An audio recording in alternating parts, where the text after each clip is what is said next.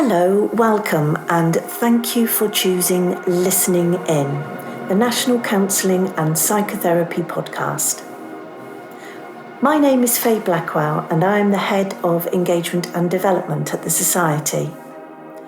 In this series, we really want to provide you the opportunity to listen in to some of the conversations that I'm lucky enough to have every day, and that's with a variety of wonderful people and organisations all working in the field of mental health and well-being.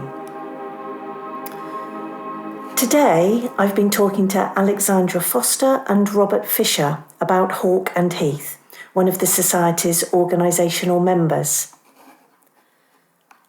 Ali and Robert talk openly about their own physical and mental health challenges.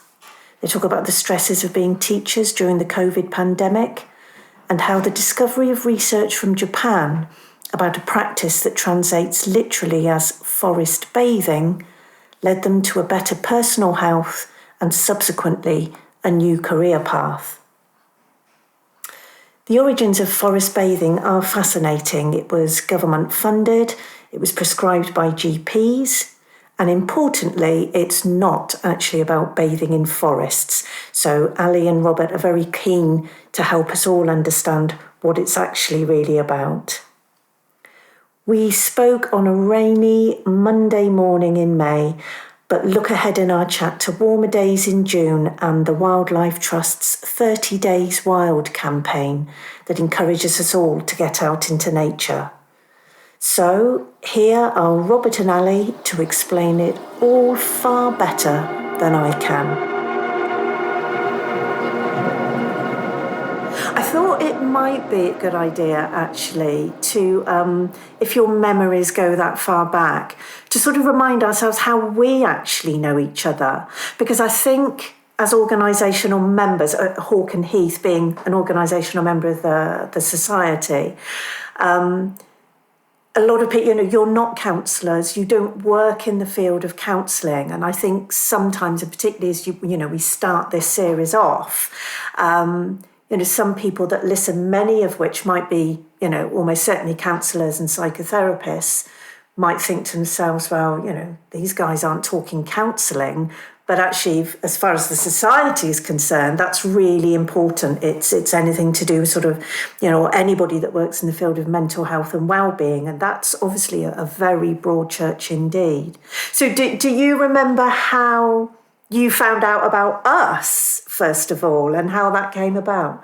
It was complete coincidence that we were next to the NCPS stall at the NEC Mental Health and Wellbeing in Birmingham. So I think in a bit of a lull, because obviously you get little lulls when the seminars are on and stuff like that. I think the gentleman who was running the NCPS stall came and talked to you, and you did your sales pitch, basically. I did a sales pitch.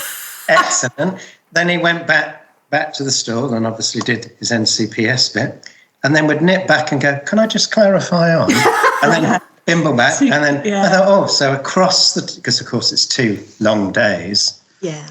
Asked a lot of different questions, and we nattered him about what you do, and it was. But I think lovely. The initial ice was broken, wasn't it? When they had an amazing backdrop for their stall that we were so jealous of, that we're like, where have you got that from? Where did you buy that?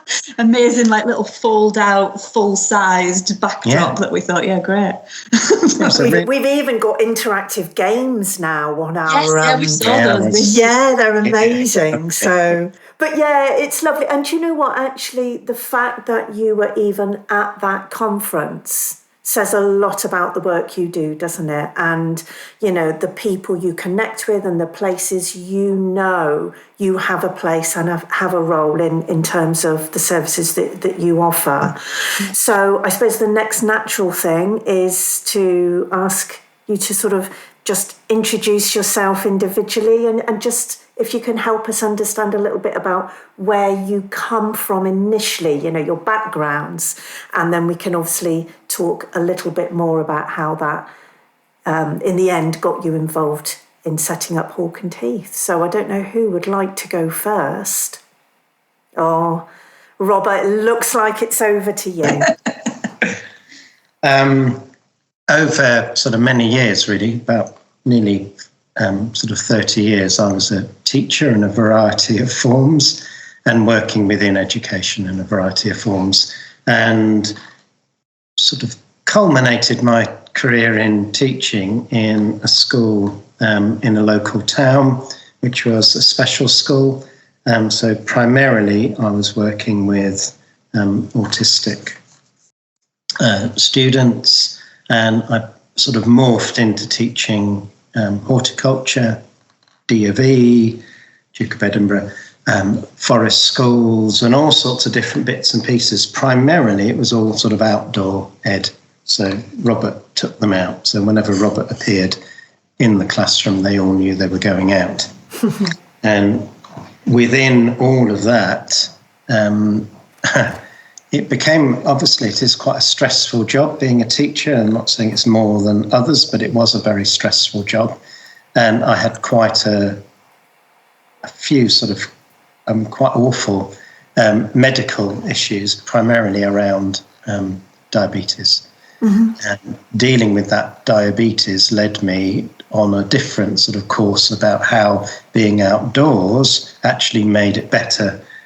My responses, stress responses in particular, were made better by being outdoors, and understanding all of that. It really knocked me for 6, the initial diagnosis of diabetes. It wouldn't have been a classic illness you'd have expected me to get. And Ali, I think, will confirm. You'd look at me and go, well, no, he shouldn't have been.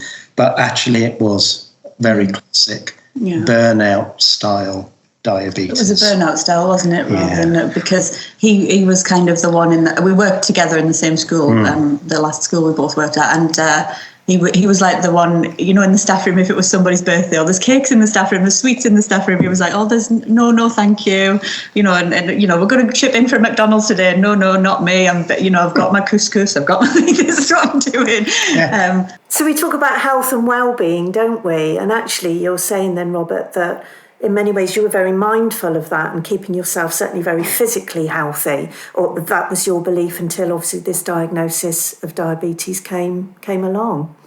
Well, within that there was a sense it was my fault, and that certainly wasn't hidden as from a lot of the medical teams I work with.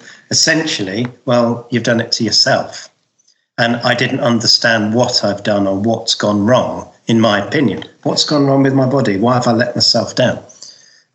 In amongst all of that, I met sort of, in effect, 2 people. One was Michael Mosley, trust me, just one thing, doctor. I went to see him in St. George's Hall, where there was a big thing, and he said, I got diabetes. And why? How could I have got diabetes? I did this. I thought, oh, that's my story. And he'd said, why didn't I know what would cause diabetes? And he was very clear about cortisol and its impact on stress and how your body responds. And for me, as it was for him, the pancreas kind of shut down as a consequence of cortisol and its impact on the whole body and mind. And within that, my son noticed, obviously, my general air of depression and sadness, and it really did clobber me mentally. He sent me information about a Japanese therapeutical technique called Shinrin-yoku, or in English, forest bathing. And that sent me on a little journey of going off to train and learn all about how that helps to your body and your mind deal with stress hormones. And I think I seriously underestimated how if you go over the long term with higher levels of cortisol, the impact that has. And for me, it was diabetes leading to whole sort of mental health issues. And I think Ali had a different response, which I can now pass the baton on and say. Yeah, well, I never though, Robert, but it was your son. It was your son that sent it to me, and it was in Japanese, but he luckily translated it for me. He has an obsession with Japan, so he sent me this stuff and said, "There you go." He was for a while a chef in a Japanese restaurant, but coincidence. I mean, there wasn't any. None of that was well thought through. It's just, have a look at that, have a read of this. And that led me on a journey, which really, in some ways, it led us to go, well, hold on, we all should know this. Why are they, in Japan, they talk about techno-stress, which is burnout, but they say techno-stress because they believe these stress-related illnesses, which is a whole myriad of them, and they're very individual, our responses to this. It all arises, it's because of the way we are living. And then through their scientific approach, they found actually there's quite simplistic things you can do that help counteract that techno-stress, the way we live. Yeah, that's so interesting. Those natural connections, isn't it? Whether that's with our environment, with each other, and as much as the reason we're holding this conversation now is because we have access to some incredible technology, and that we can do this and we can put your message out and help people understand more about what you do through technology. It doesn't take away from the fact that, so much at the heart of who we are as human beings is about those natural connections that we're programmed to respond to positively, aren't we? Oh, thank you. Thank you for helping us understand that. And I think it will be really interesting, actually, to many people to hear about that diabetes diagnosis that you got, against all the odds in many ways, and how unlikely that would be for somebody like yourself, except, taking all the stress responses into consideration there.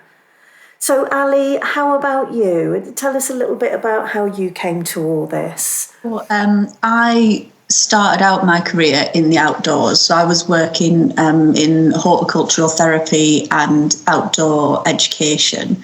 And it was just a career development decision for me to go into teaching because I couldn't go any further in outdoor education without a teaching degree.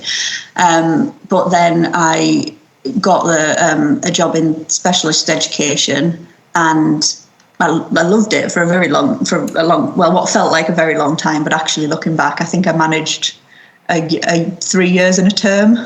So I'm that statistic of teachers that have left within 5 years. I'm one of those. But for me, it was just the stress, the pressure. And I don't think I ever realised before how much teaching in the outdoor environment was helping me be resilient to outside factors. So even though I had, me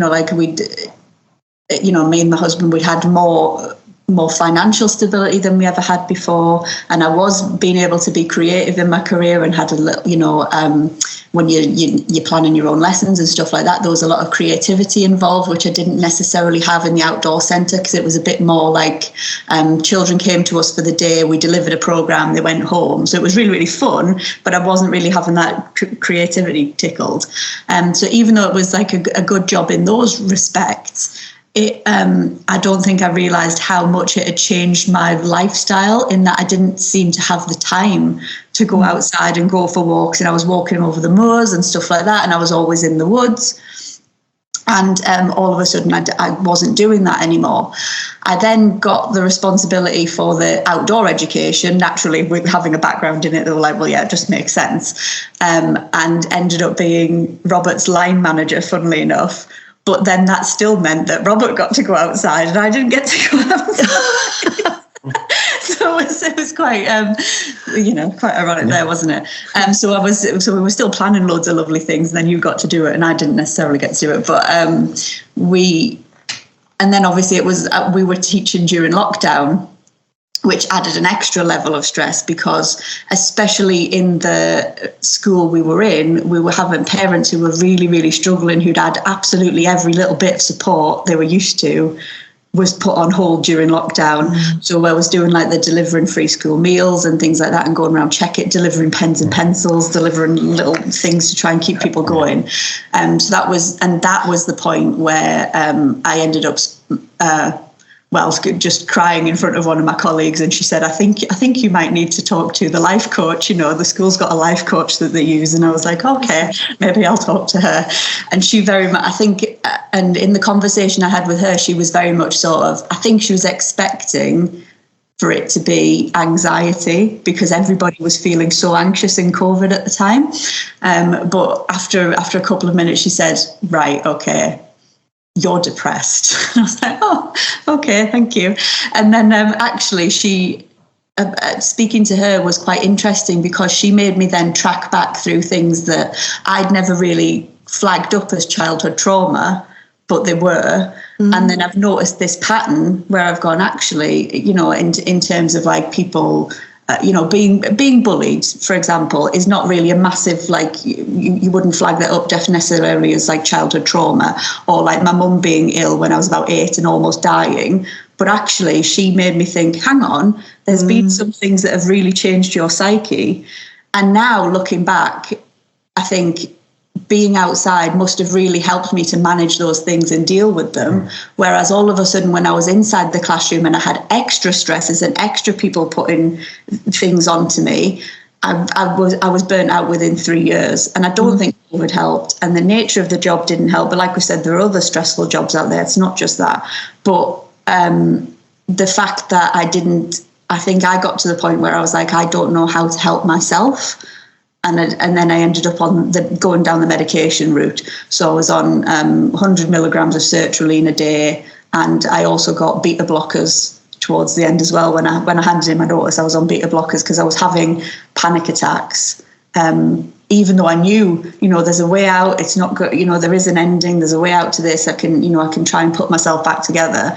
But I think the combination of medications, I felt, and I think you said this to me as well, and I know my husband has as well, was that my personality was being eroded, and I was just getting through. So that real sense of sort of losing yourself, losing a sense of who you were, and it sounds like through speaking to the life coach, although there's now all of a sudden this incredible awareness as to where some of this has come from, that takes a lot of processing too. So it feels like this sort of dual process going on of the present, the here and now, and also trying to understand and assimilate that information of, goodness, how much have my past experiences influenced and impacted on what I'm going through now. Gosh, what a lot for you, Ali.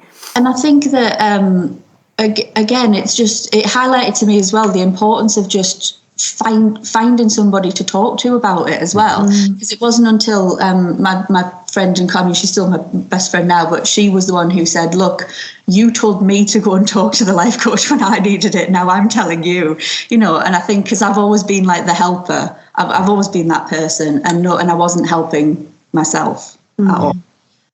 So then when and the only way out for me was to leave that job and kind of like I could pack that side of it away and start something else. So then when we left teaching, we started a very slow process of developing Hawk and Heath, because we obviously stayed in contact, and Robert was the one that was like, right, I'm going to tell you about forest bathing. I'm going to tell you about Shinrin-yoku, because I think it would benefit you as well. It's benefited me. It could benefit you. And then it was like a light bulb moment, wasn't it? Of like, you put the science in front of me, and we were like, well, yeah, okay, absolutely.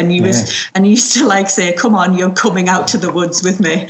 Okay, I will do that. And at the time I needed it, because I was still in that, call it my slug phase, still in that slug mindset of like, no, let's just stay here nice and curled up and warm and let's leave the house. But that was the opposite of what I needed. I was going to ask, so that's a big leap though, isn't it? That's one thing, two friends, colleagues, both having gone through some difficult experiences around a similar time, and then you, Robert, say to Ali, look at what I've discovered, look at this amazing,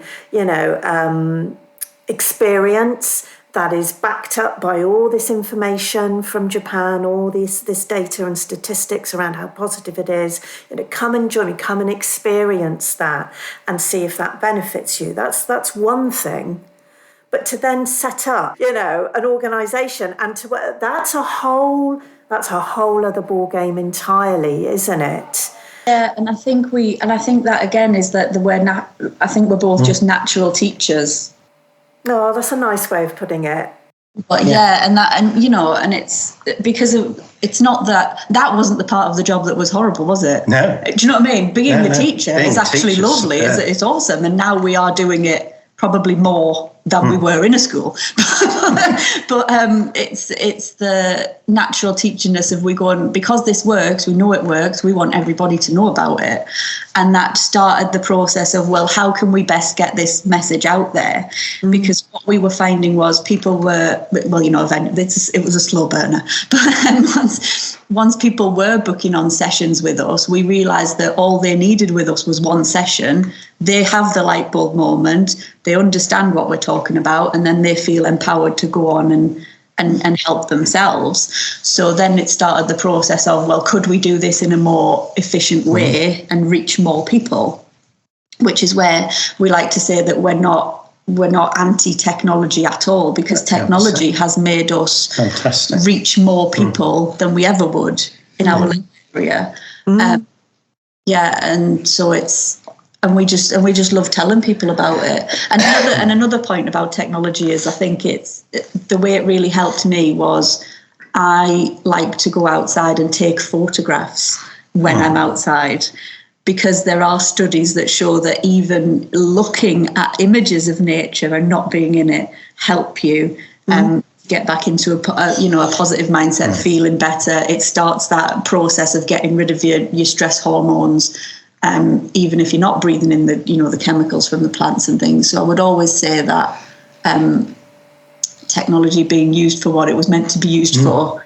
Yeah, absolutely. I don't know if you're aware, but the society has sort of like a sister society that represents hypnotherapists, and many hypnotherapists will really understand what you're describing there, because they'll know very well about visual imagery, whether that's created by somebody in their own mind or whether that is with a visual prompt, and how that can, straight away just tap into all those wonderful, chemicals that we all know about that can help us relax and, and feel better and bring those stress levels down. So I suppose it's probably, the most important part of our conversation today. And that is about, Robert, certainly you've already alluded to a few aspects of exactly what forest bathing is and how it can benefit people. Ali, you have also done the same. Then you've also alluded to the technological side of it. We can come on and talk about your app in a little while. But Robert, is it worth coming to you first and just if sort of from the word go, from ground level, as it were, somebody's coming along and saying, I've heard about forest bathing. I might have sort of scoffed a little bit, forest bathing, what's all that about? I'm sure there are people that perhaps have certain connotations around a simple phrase like that. What would be the first thing that the first way you started to describe that to them and help people understand just not only how beneficial it can be, but again, all of that science and data that surrounds the impact that it can have on somebody? Sorry, that's a bit of a broad question I've asked there, isn't it? But I think the first thing that we've been saying lately, though, isn't it, is that unhelpfully, the translation is not 100% accurate. So it actually doesn't have to involve a forest. And the word bathing, in a sense, is not, it doesn't really translate the same, does it? You don't need your swimming kit, and nor are you expected to lie out with hardly any clothes on like you would sunbathing. So it doesn't do what it says on the tin. Immersion. Do it justice, no. So that immersing, it's immersion rather than bathing. Nature so you are immersion. Immersing yourself in green spaces. Okay. So our first question would be to get you to think about the green spaces that you know and you love in and around where you live or where you work. And you might also have some that are a bit further away that allow you to step out away from home and away from work. And most people would immediately have images of those spaces that they would go to. We describe how you're looking for somewhere that has some trees, that it has that sort of undergrowth green, the classic park, garden, canal, riverbank, woodland. Yeah. Classic national park or whatever. If you're lucky enough to live in a national park, obviously you'll immediately know what we mean. But most people would instantly know I can easily access this series of green spaces throughout my week or month or year. So once you've got those pictures of where you might then go and you can analyse that, and obviously if you're in an in-person one, we'll be within one, we then talk about how it's about that triggering of a parasympathetic response, moving you away from the fight and flight, the sympathetic response, which most of us live, encouraged by our cortisol and adrenaline, etc. So we're trying to move you into these spaces and to recognise that there are things in this space that is effectively evolutionary biology. They trigger responses in your mind and your body if you allow it. And that first element is now you're in those green spaces. It is about stillness and quietness initially, just to trigger that thing that you are there, you're standing, you're sitting, and you're being just still and present and here. Once you are there and you realise we're not going for a walk, we're not going for a jog, we haven't got our dogs with us, we're just there being really quiet and very gentle, then bringing awareness to the breath. And how we breathe is very crucial in terms of triggering these positive responses that we want, washing out the adrenaline and cortisol and beginning to calm our heart rate down, lower our heart rate and lower our breathing rate.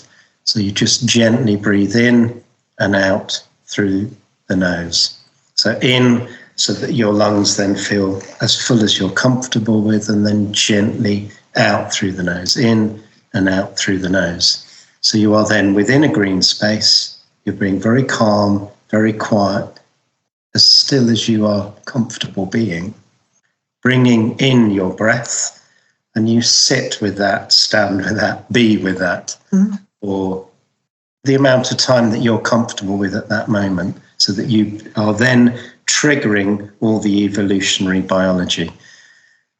Then, as you start moving, you're moving because you've triggered that, you'll move gently, you'll move slowly, and you start bringing, by using all of your senses, an awareness to everything that is there at that moment in time. The leaf, the spider, the fly, the bird, the movement of the leaves, the light. Whatever it is that draws your attention, you will gently be with that. Just be there in that space. We can then talk for hours about what's going on in your body and your mind.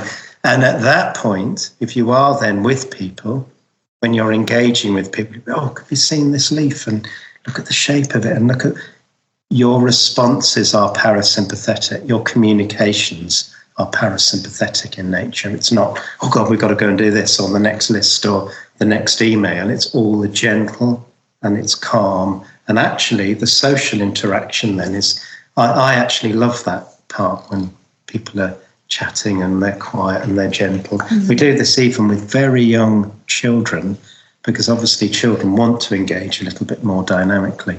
But you can get that hustly, bustly, screamy, shouty group of brownies and cubs and guides, and actually suddenly they're really silent and they're quiet and they're engaging in the mystery of it. Oh, can you feel this bark? Can you see the moss and the lichen? And suddenly actually children engage really gently and quietly. Adults engage gently and quietly. But those gentle communications mean you're creating greater connection.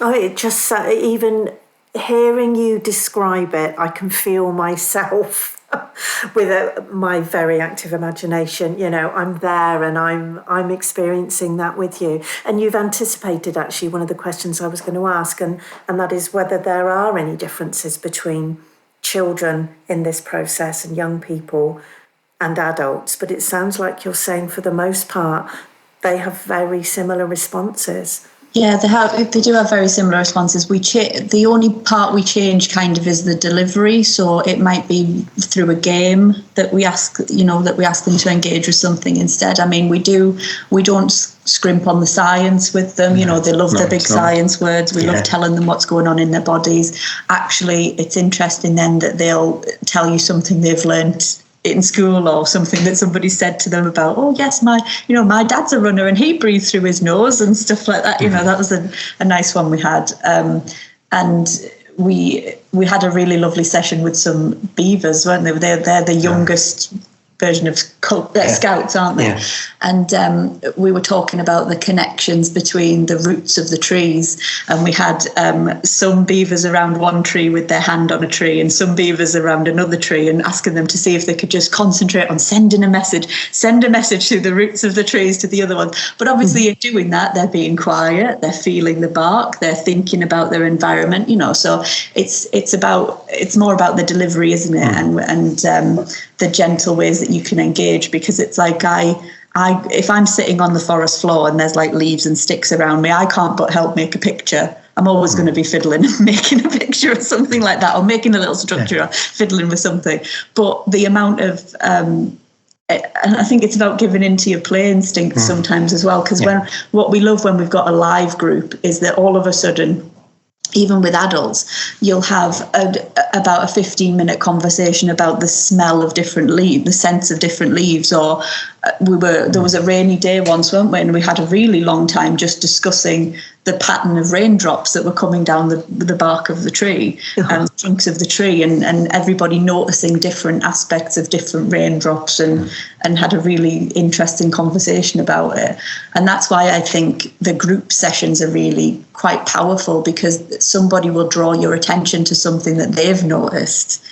And then that's when you feel like it's like a sense of community and building this community, and we're all nice and calm and we're all enjoying it together. And it's really, really, it's really nice, isn't it? So I think with children, it's more, you kind of have to, the responses are exactly the same. It works, right from, babies in terms of getting them out in the fresh air and they're breathing in all the plant chemicals and stuff. And we had a group once, we were in the woods and somebody was taking their toddler for a walk, weren't they? And they came through our group and she was doing exactly the same thing as we were doing. She was walking through, pointing at every single spider web and going, look at this, look at this, look at this. I was just thought, she's forest bathing.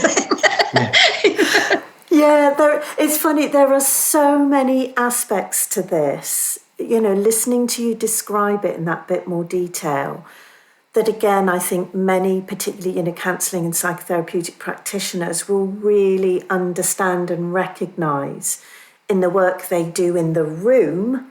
So the talk about the, parasympathetic nervous system and fight or flight, and understanding, the changes that occur in our nervous system, the cortisol, the adrenaline that comes with stress and anxiety.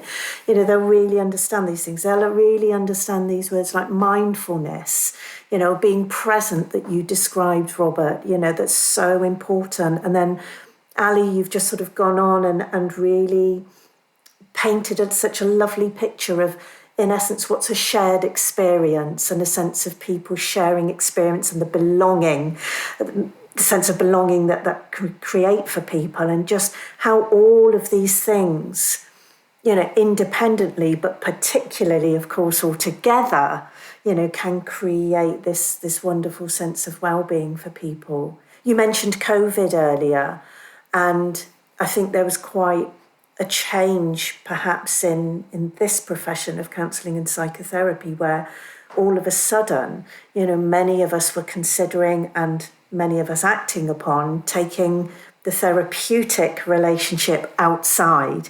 Now, that, of course, is something very, very different, but I think we all learnt an awful lot about that and how beneficial it can actually be for some people, not for everybody.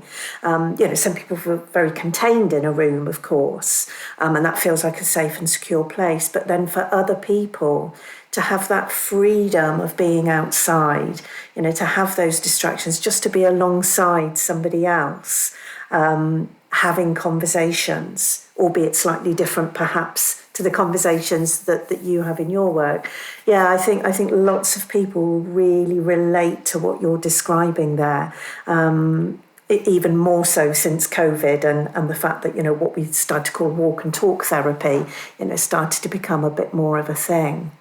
Can I just go back to asking a little bit about the origins of this then? So you've talked really beautifully about how that's coming about in practice, in your practice and your experiences with the people that you've worked with, and of course your own personal experiences.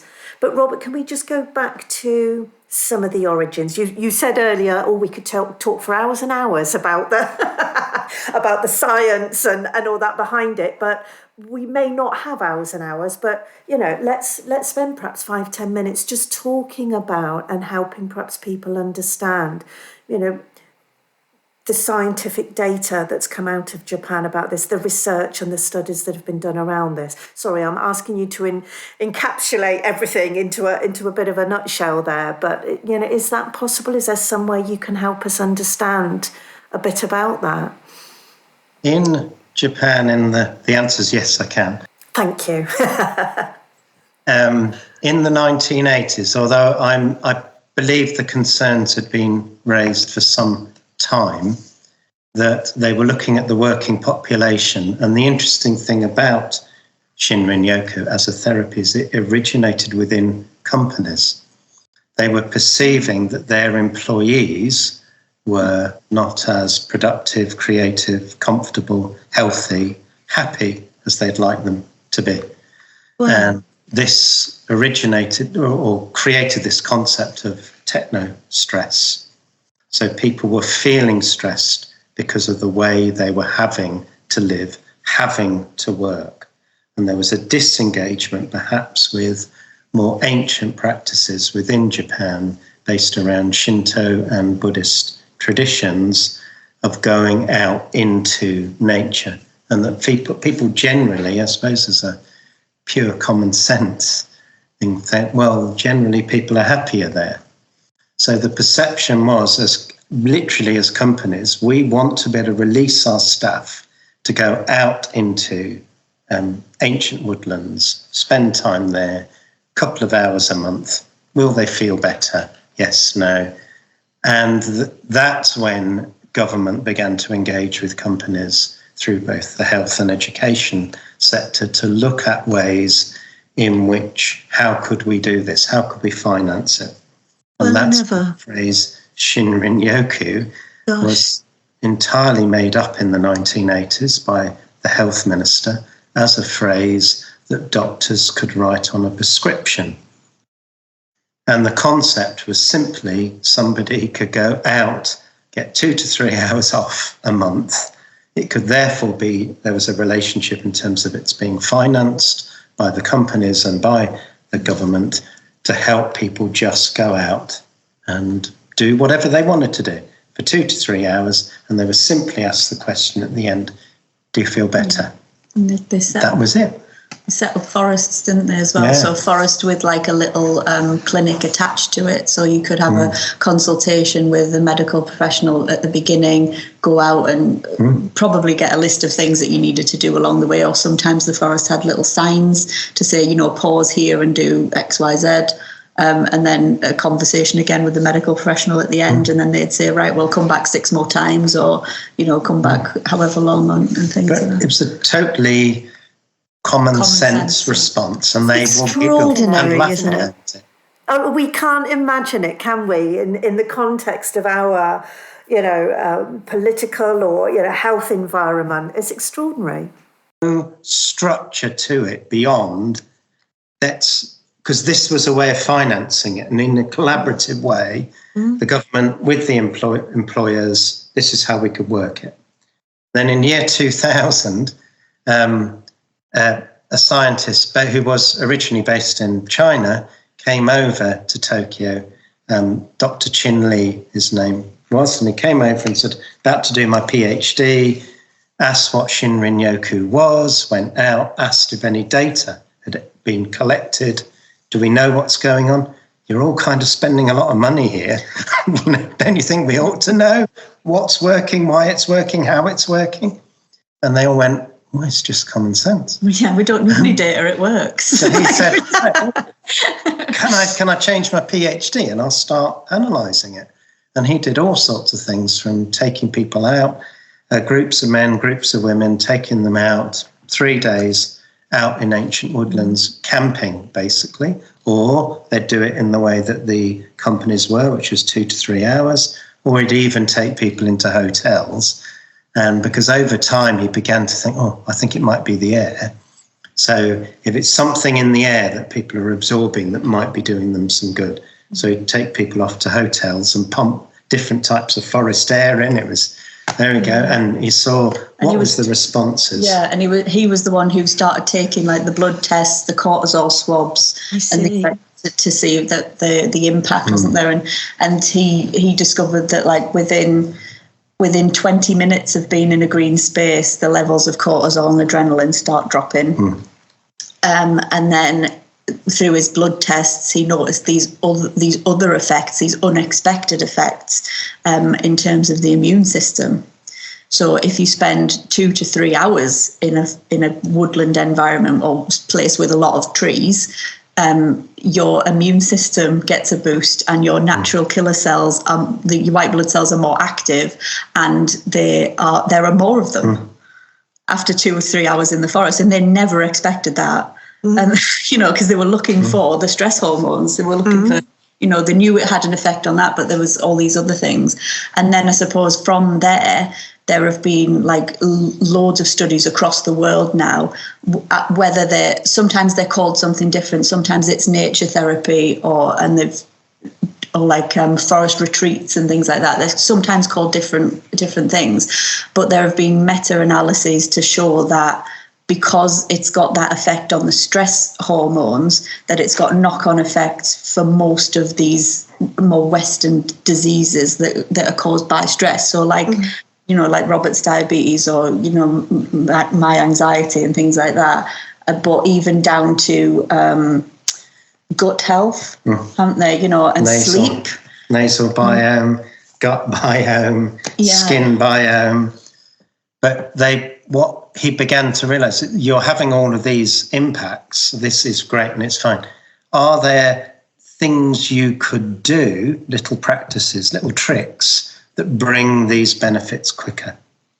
And again, with all this fine tuning, and it's been replicated across the world, if you follow the strategy, the fundamentals that I sort of explained earlier, if you do those things, green space, being gentle, being quiet, nasal breathing.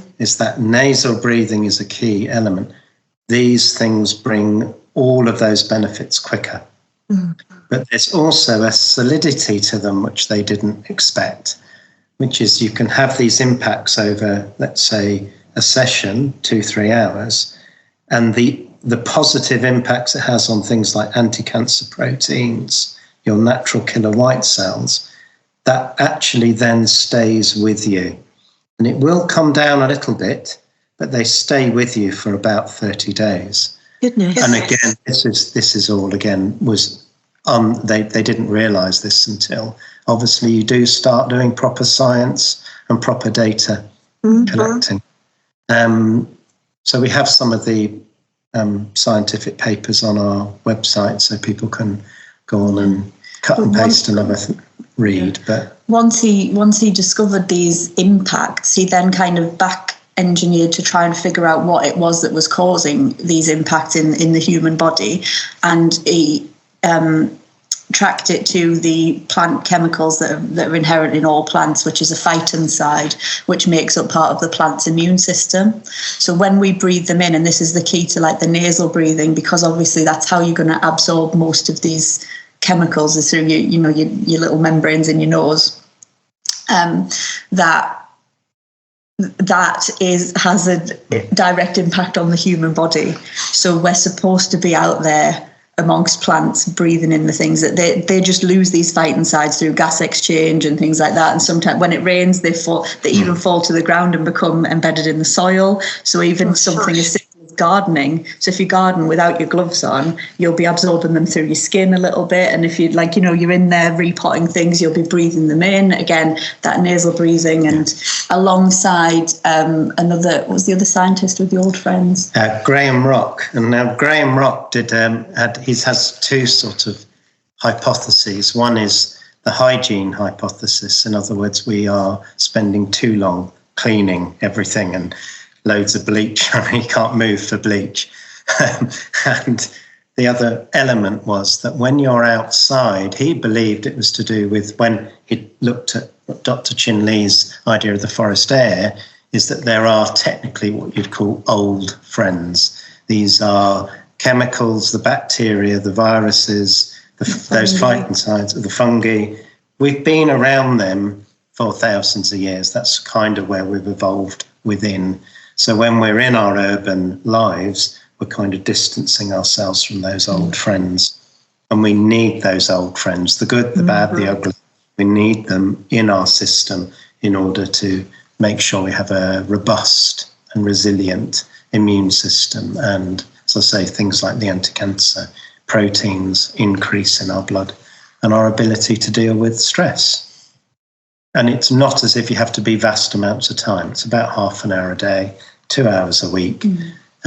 We talk in terms of spending about half an hour a day, totaling up to about 2 hours a week, and try for a slightly longer session once or twice a month, in that ancient woodland a bit further away, that national park, and go there, sort of all that nice longer walk on the riverbank. I think we need to be careful of saying ancient woodland, because it's this. The science has shown that it's trees of about 10 years or older.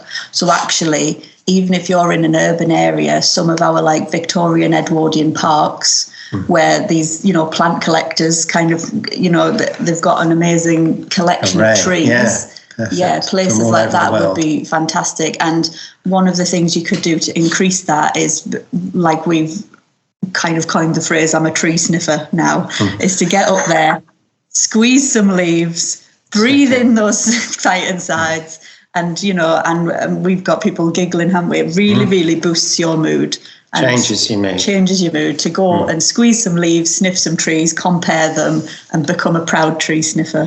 That's what we want everyone in Britain to be. To have taken groups out where you can see the level of scepticism, and within 5 to 10 minutes of sniffing a series of conifers in particular, and you can see the mood changes. And it's a direct impact on your mood. And it happens quite quick. It can happen very quickly. For me, it's just a few sniffs and it's done. But, I love the thought that anybody listening to this is, going to go outside. You're going to start some sort of tree sniffing phenomenon. # tree sniffer. We're going to go viral. But it's fascinating. And the funny thing is, isn't it, as you're talking, I'm thinking of people like my own grandfather, who was a farmer in rural Oxfordshire. Thinking of the hygiene hypothesis, this man of sort of 6 foot tall at this big farmer, who refused to bath except for once a year at Christmas, which, as you can imagine, horrified most of the family. But, there are, I'm sure many of us will know people or have stories where we understand the benefits of just, touching the earth.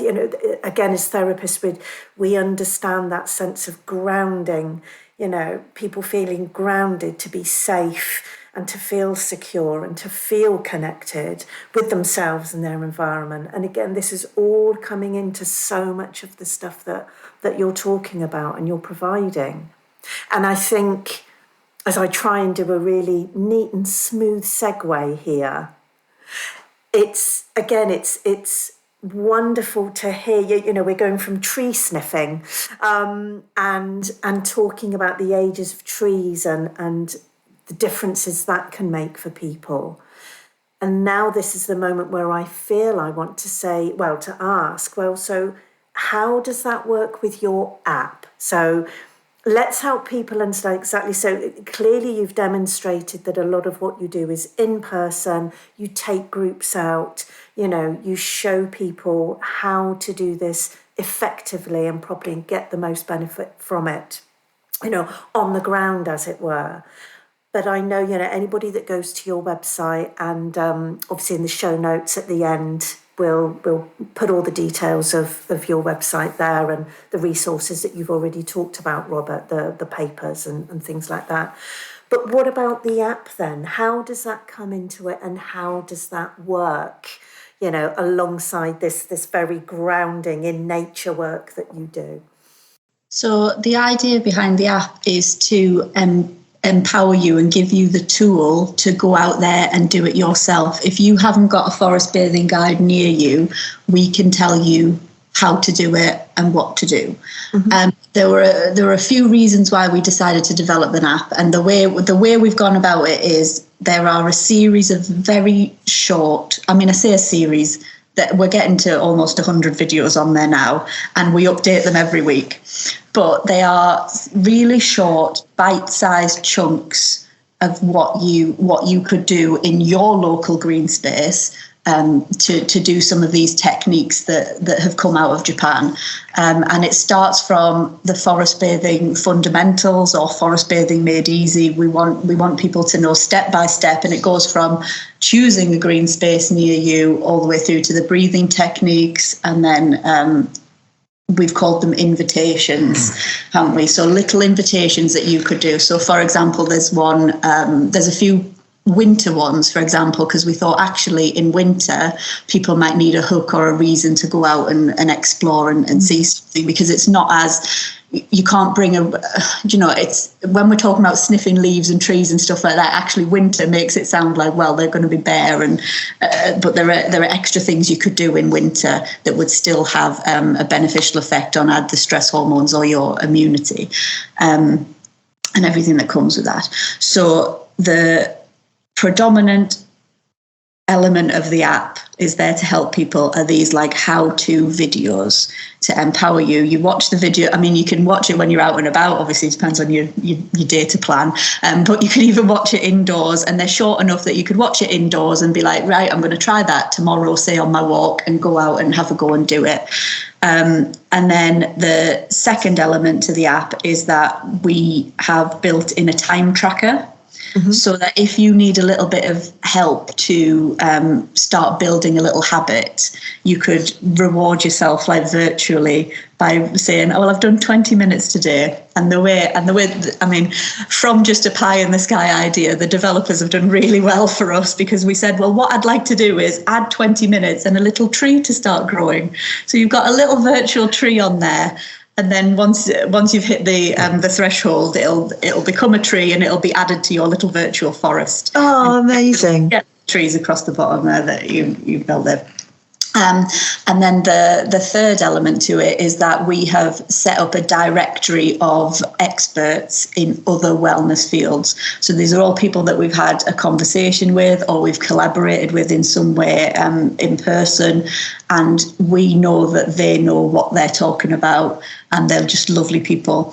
And in their fields, and it's everywhere. We've got psychotherapists on there, we've got life coaches, business coaches. We're about to sign up somebody who's about financial well-being, because the idea was that this is a really gentle way that you've probably downloaded the app because you've got an imbalance in your life, mm-hmm. holistically. So we wanted to give really easy access to other people who are doing other stuff that you might think, well, yeah, getting outside is lovely, but you might have that epiphany moment when you're outside, because all of a sudden you're not stressed and you go, do you know what, actually, the root of what I'm feeling bad about at the moment is my finances. So you can go to the app and be like, oh, there's a finance wellbeing expert on there, and I can go on through and contact them. So again, it was about this taking ownership and empowering yourself and your own holistic well-being. And there's also collaborations on there. So for example, if you become a lifetime member of the app, some of those experts have given us discounts and things like that. So it was about, getting a little bit of extra as well in there. But yeah, so it started off as, taking people through DIY, holding your hand of your very own experiences. We built in the tracker, didn't we, to kind of gamify it. It was actually my husband's idea, and he loves a video game. He loves something like that. So he said, I'd like something to keep track of what I'm doing and how your progress is going. And then the expert has been a really, really good one, because slowly but surely we're also going out to our experts and meeting them in the woodland and filming them. So they're adding a little bit of their knowledge to these videos as well. And like we said, they're, herbalists, shamanic drummers, Reiki healer, whatever somebody wants to try. Yeah. So it's really evolved then from this very sort of simple idea of you believing and wanting to share your experience and your knowledge with people, into this sort of network, it sounds like, of different experts in their field that people can tap into as well, should they require any extra sort of support, assistance, guidance, information that they might need. I think there are some aspects that you've used words like empowering. Earlier on, you talked about resilience as well, Ali, and, resourcefulness. There's so much, isn't there, in again, a shared, I think, belief within the field of therapy, but also the wider field of mental health and well-being, that is very much about empowering that person, to cope better, to manage their own life, to have that self-awareness and the resourcefulness, to understand when they need support or what support they need. You'll hear any practitioner talk, it's not about rescuing, it's about helping that person help themselves. And that sounds very much like not only what you do generally, but the app is also doing. And that the bit about the tree growing and planting a little forest, I mean, what a great idea, because again, everybody loves those little rewards, or those little goals. That sense of achievement that we get step by step is so important, I think, to keep people on track and keep people going through that journey. It's a great idea. So well done, Ali's husband, on that one, by the sounds of things. It started with your son, Robert, and Ali's husband has also had input. Real family concern. It's collaborative, and through collaboration you get better connections, and through connections, I think that's really good for overall well-being. You're more connected to yourself, more connected to the world, and more connected to the people around you that you need to be connected with. Oh, I couldn't agree more. Now, I'm really conscious of time running out on us, but there's something really important that I know we want to talk about as well. Now, we are recording this mid-May, with a view to it being put out around sort of end of May, early June. And I know we sort of had a chat about that. And so it's very much geared towards coinciding with, remind me, 30 Days Wild. 30 Days Wild. Yeah, so the Wildlife Trust every year do a campaign in June, which is 30 Days Wild. And the idea is that for each day in June, you get outside and you do something in nature, whether it's, lying on a playing field, looking at some clouds, or tree sniffing, #tree-sniffing, getting out there and do, going on a bug hunt or whatever. And sometimes it's a lot of the activities are geared towards families and children. But I think it's quite easy to get families and children outside. Children want to go outside all the time.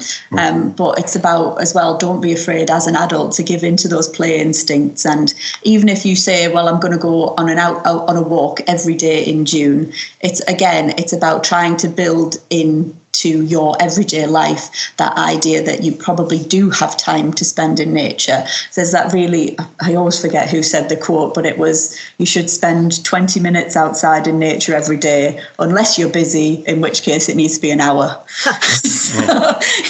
Stress, do it for an hour. Yeah. And if somebody could find out who said that, yes, but it's always made me laugh, because it is true. The busier you are, the more time you should try and get out there.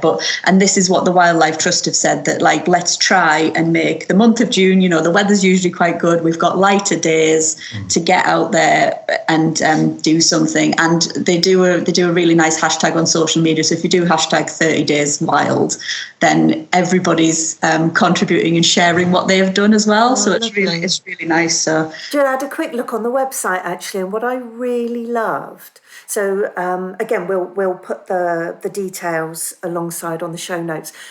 But when I went and had a look on there, they've got obviously the free downloads of the packs and resources that go along with it. And that they're distinguished between, there's the obviously sort of personal, individual, home, family ones. Then there were ones for schools, businesses, which I was impressed by. But the one I really loved is they had a specific one for care homes.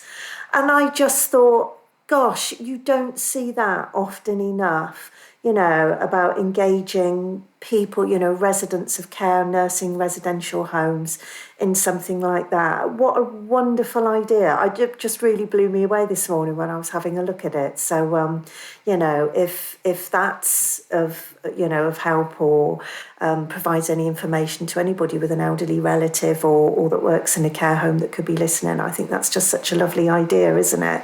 You have lovely, amazing ideas, and the really, like you say, the resources. So their little monthly calendar with ideas on, you could even just do that and take their ideas. It's a really cute little, I think it's really good. It's a really good way of getting people out. And like you say, the school's resources, we've done it with the school, haven't we? And I did it with my brownies one year as well, and stuff like that. So it's a really good little campaign. It's really good. Because it's been going, is it about 10 years or so, was it? Did I see? Yeah, I think, and thanks to you guys, I'll be really honest, it's the first time I've personally heard of it, but maybe that says more about me than anything. I think it's probably something I came across when I was working outdoors more, to be honest. So definitely just getting it out there a bit more. And we'll certainly be using the hashtag this June and showing you what we're doing. And and please share that with us. And again, we can, share that with our members too, because remember, these are, we talk a lot in our profession about, what's benefiting clients and the people who we provide our services to. And I think, and this is it's a bit of a drum that I keep banging, but counsellors talk a lot about self-care, but often we're not always the best at doing it. It certainly took COVID for me, while still practicing, to recognise that actually don't just sit down with clients all day and then just go straight home and come straight to work in the morning. Have a longer walk. I'm really lucky. I live in Somerset, and I'm just 10 minutes away from my front door. There are fields, there are little woodlands. There's all manner of wonderful natural spaces. So I am really lucky in that respect. I know that's not the case for everybody.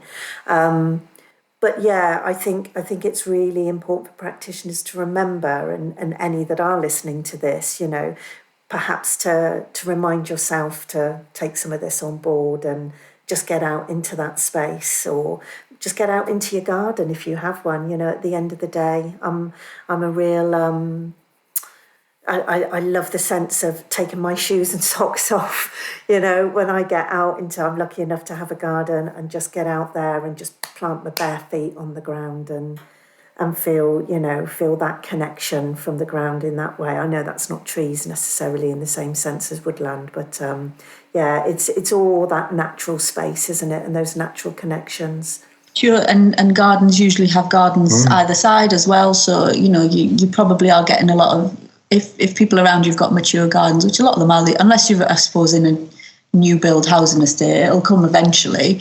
But the gardens are just as good. There's yeah, this is where we went back to, like, the forest bathing term isn't actually that helpful, because we don't want people to think, oh, it's not going to work, because like I said, a park, a garden, absolutely. And you're still, if you're taking your shoes and socks off in your garden, you're getting the grounding sensation. And again, there is science to back that up as well in terms of an electron exchange. It's been shown to reduce inflammation, things like that. So sitting 20 minutes with if you follow the strategies in most British gardens, you will gain significant amount of the benefits. Well, never. Yeah. I think probably in terms of when we're talking about quality green space, I suppose the one that probably wouldn't work would be if it was just, like a playing field. Mm-hmm. You know what I mean? Like if it's just your playing field with your grass, probably you're not going to get the benefits there, but you are still seeing the colour green, which does have an effect. And usually they're surrounded, sometimes they can be surrounded by trees, can't they? So you could just be on the edge of a playing field and you'd get it. But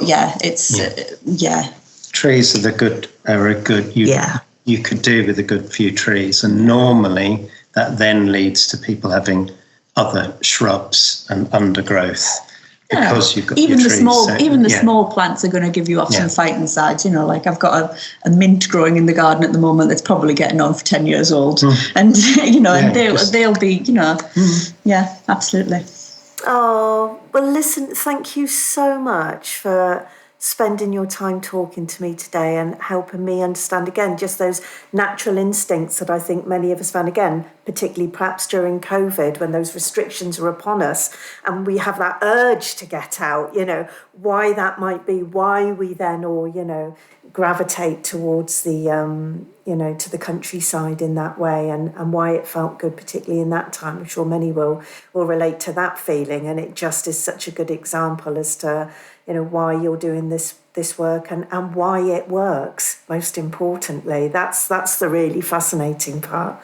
So, so thank you so much. And like I say, we'll put all the information about different aspects from your app, your website, the 30 Days Wild. Have I got that right again? 30 Days Wild. We'll put all of that information as the podcast goes out so that people can access that and find out more about everything you do. But for now, thank you both so much for your time. It's been an absolute pleasure. Thank you very much. It's wonderful. Thank you to Ali and Robert from Hawk and Heath for joining me today. And thank you for listening in. If you'd like to know more about the work that Ali and Robert do, and if you'd also like to know more about the 30 Days Wild campaign, then all the links you'll need will be in the show notes at the bottom of this page.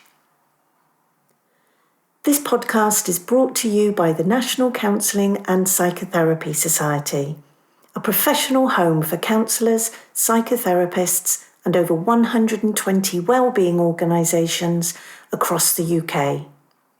Autonomy, diversity, creativity, and community are at the heart of what we do. If you would like to know more about the NCPS, please visit www.ncps.com for more information. And please remember to follow and subscribe to this podcast so you can always be sure you're part of the conversation.